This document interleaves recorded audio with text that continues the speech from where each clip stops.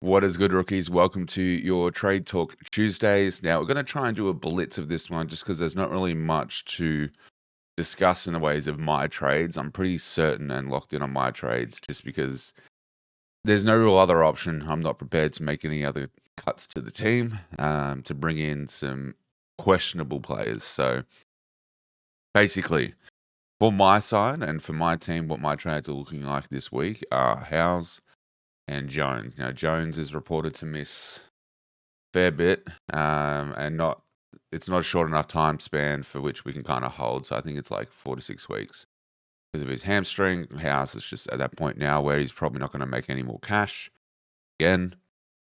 So cool. What do we look at?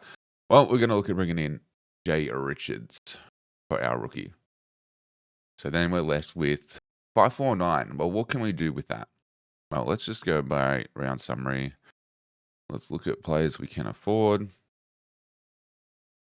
And it gives us a few options. Now, do we dare bring back the Shees? No, we're not doing that. His role is very... he got lucky because McKercher was off. I think he spent a lot more time behind the ball towards the back. Still playing mid-forward, but playing behind the ball because there wasn't that much support in the back line with Kershaw out. So I wouldn't be bringing him back in. That could 100% change, but at this time, I don't think so.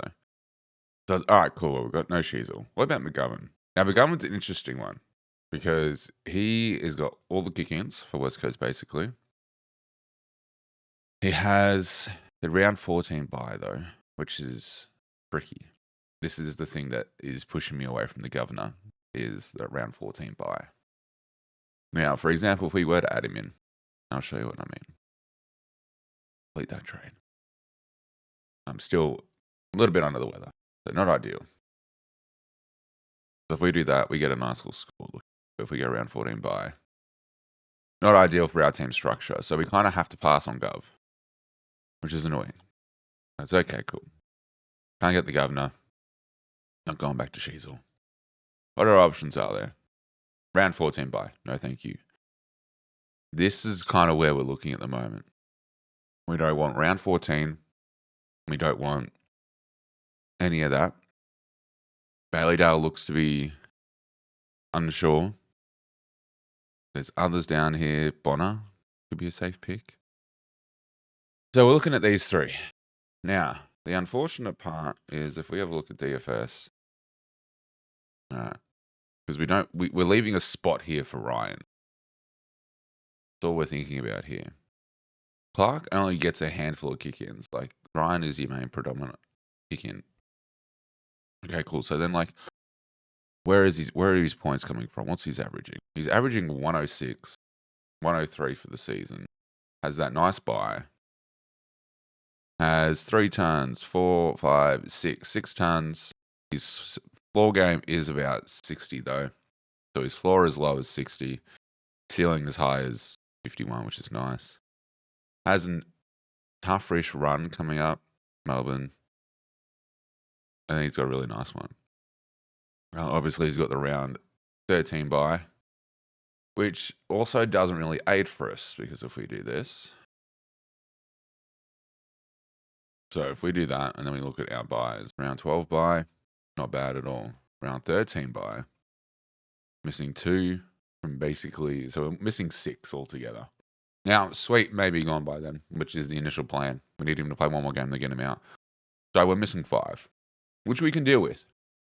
We can deal with that. So that could be an option. Round 14 becomes a much, much better look. Obviously, some things here still to fix. And then round 15 looks okay as well. Not great, but we'll make it work. So there's that idea. That's got the 13 bye. Round 13. Now, if we look at... So then, like, cool, like, the only other option here is Lockie and Naz. Lockie's got the round 12 bye. So he gets us up a bit earlier. I was like, how does that look? Well, round 13 bye. Oh, sorry, round 12 bye, not 13. So yeah, he's got the round 12 bye, not 13. This means we lose 3, potentially 4, if we bring in Heaney or Zorko after the bye. So this can work too. Like, but what do we have to cover for this? And we don't necessarily have to cover because it's best 18. But like this is what you should be looking at when it comes to trades and trading leading into the buys. This is again, I'm a first year. I don't really know what the fuck I'm talking about. But from what I can pick up from all your Supercoach legends, Skodfather, Supercoach DR, all those other legends, you got Damo, you got Spills, you've got Jords, you've got so many people, set about. It's like all these people that are talking about the structure and strategies and their own philosophies on how they trade early season, mid season, main season buys, and after that, how to structure this. Now, looking at this, we can make this work because then coming into round 13, we've got an extra body. Coming into round 14, got an extra body. Round 15, got an extra body. So the idea here is to try and win every buy round by every possible way that you can. So I was like, okay, cool. Clear the buys. Then we got Whitfield, which is round 12. And then we got Naz. Now, Naz, I don't mind. I am worried, however, that Sinclair is heading back to playing like a half-back role and not spending as much time in the mids. Because if we look at Sinclair, he had 0 kick-ins the last 2 games, a lot of CBA attendances. This week, against Freo, he had 5. So it's like, okay, it was looking good. Have they tried it for a while and now changing their mind?